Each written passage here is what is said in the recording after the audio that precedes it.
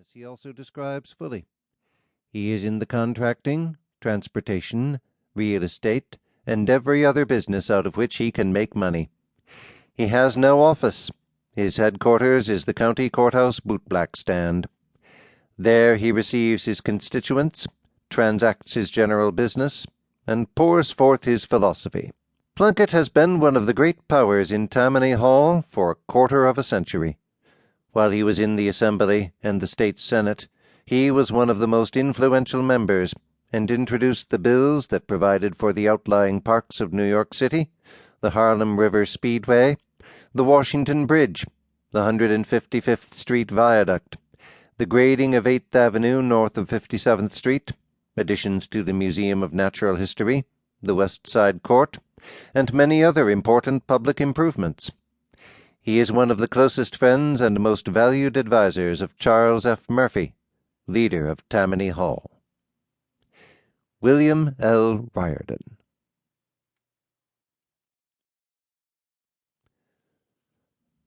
Honest graft and dishonest graft.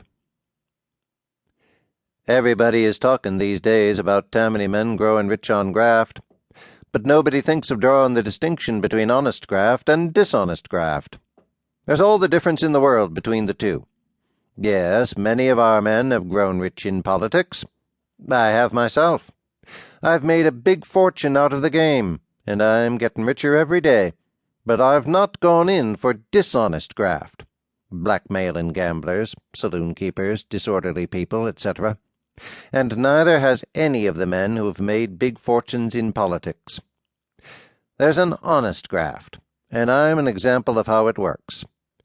I might sum up the whole thing by saying, I seen my opportunities, and I took 'em. Just let me explain by examples. My party's in power in the city, and it's going to undertake a lot of public improvements. Well, I'm tipped off, say, that they're going to lay out a new park at a certain place. I see my opportunity, and I take it. I go to that place, and I buy up all the land I can in the neighborhood. Then the board of this or that makes its plan public, and there's a rush to get my land, which nobody cared particular for before. Ain't it perfectly honest to charge a good price and make a profit on my investment and foresight? Of course it is. Well, that's honest graft. Or supposing it's a new bridge they're going to build. I get tipped off, and I buy as much property as I can that has to be taken for approaches. I sell at my own price later on and drop some more money in the bank. Wouldn't you? It's just like looking ahead in Wall Street or in the coffee or cotton market. It's honest graft, and I'm looking for it every day in the year. I will tell you frankly that I've got a good lot of it, too. I'll tell you of one case. They were going to fix up a big park, no matter where. I got onto it and went looking about for land in that neighborhood. I could get nothing at a bargain but a big piece of swamp, but I took it fast enough and held on to it. What turned out was just what I counted on. They couldn't make the park complete without Plunkitt's swamp, and they had to pay a good price for it. Anything dishonest in that?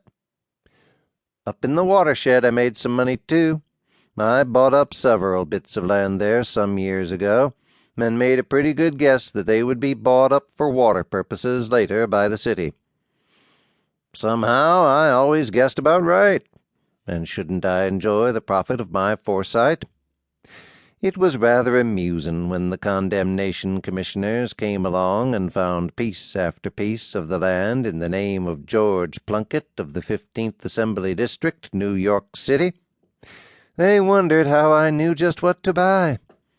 The answer is, I seen my opportunity, and I took it. I haven't confined myself to land. Anything that pays is in my line. For instance, the city is repaving a street, and has several 100,000 old granite blocks to sell. I am on hand to buy, and I know just what they are worth. How? Never mind that. I had a sort of monopoly of this business for a while, but once a newspaper tried to do me. It got some outside